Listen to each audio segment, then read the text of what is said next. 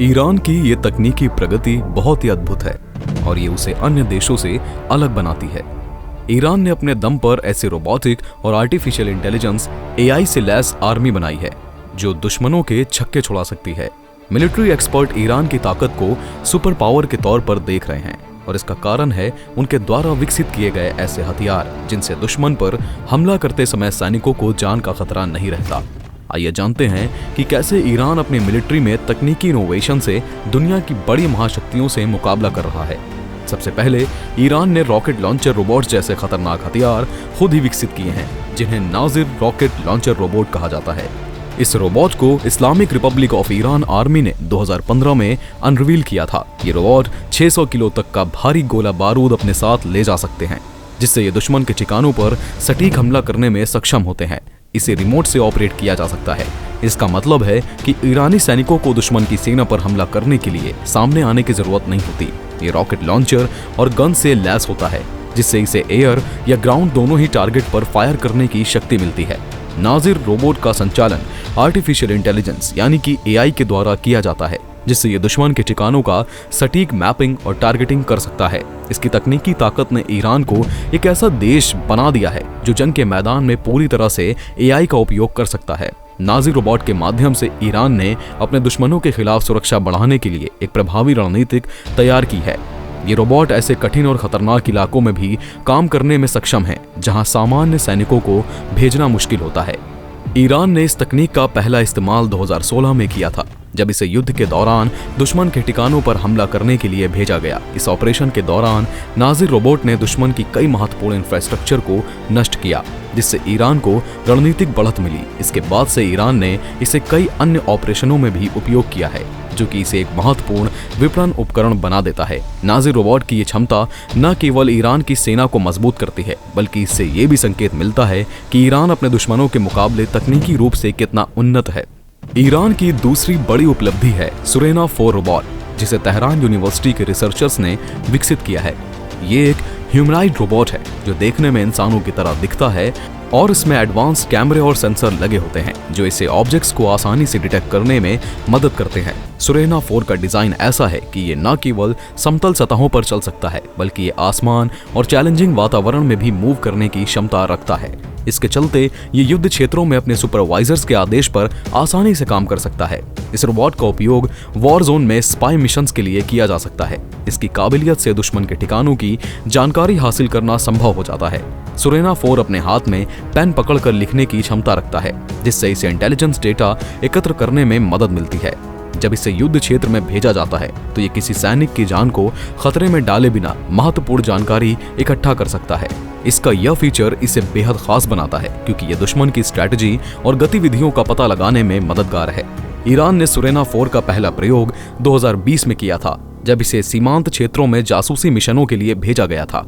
इस समय सुरेना 4 ने कई सक्सेसफुल ऑपरेशंस किए जहां इसने दुश्मन के ठिकानों की गतिविधियों को पता लगाया। इसके उपयोग से ईरान को मिशन के दौरान संभावित खतरों का सही आकलन करने में मदद मिली है। सुरेना 4 ने ईरान की मिलिट्री क्षमताओं में एक नया डायमेंशन जोड़ा है जिससे उनकी आर्मी को अधिक इफेक्टिव और सुरक्षित बनाने में सहायता मिलती है। इस रोबोट की तकनीक न केवल फाइटिंग में सहायक है बल्कि ये युद्ध में लॉजिस्टिक और इंटेलिजेंस डेटा को सुरक्षित रूप से इकट्ठा करने में भी बेहद कारगर साबित हुई है।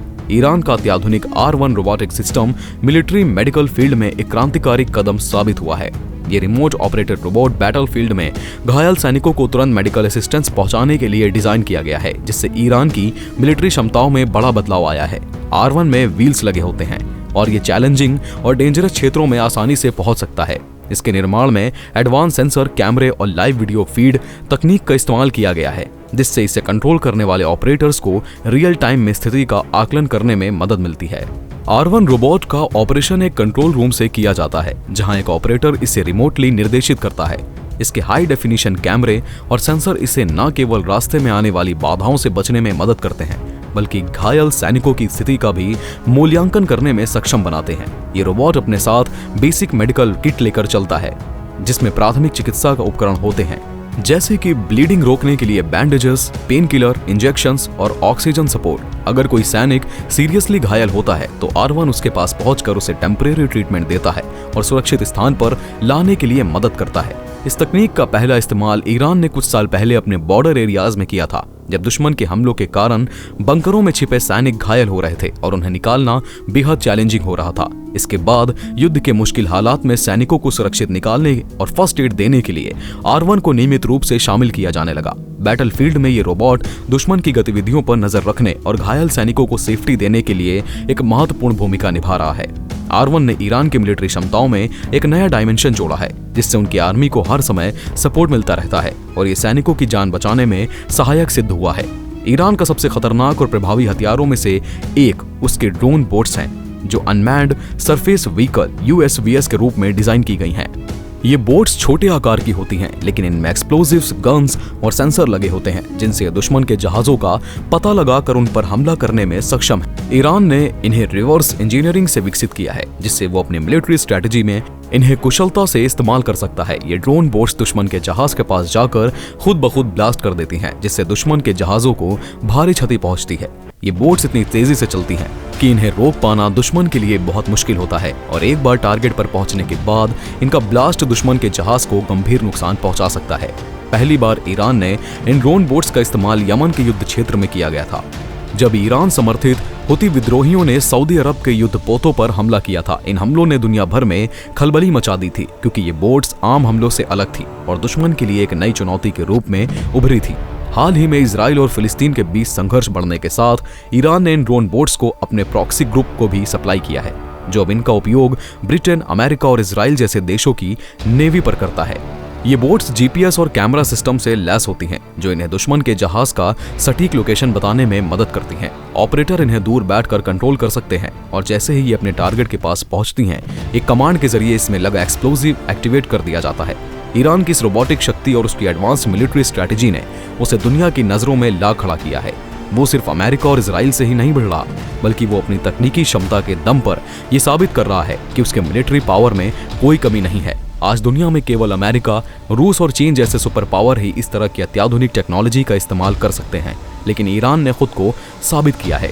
ईरान के पास इतनी बड़ी रिसर्च टीम नहीं है और उस पर ढेर सारे सेक्शंस भी लगे हुए हैं, फिर भी उसकी डेडिकेशन और जज्बे ने उसे एक ऐसी स्थिति में पहुंचा दिया है जहां से वो दुनिया के सबसे ताकतवर देशों से टक्कर ले सकता है। ईरान की इस रोबोटिक और AI पावर ने उसे सिर्फ एक देश नहीं, बल्कि मिडिल ईस्ट का सुपर पावर बना दिया है, जो अपनी ताकत से अमेरिका और इजराइल जैसे देशों की आंखों में आग डालकर बात कर सकता है।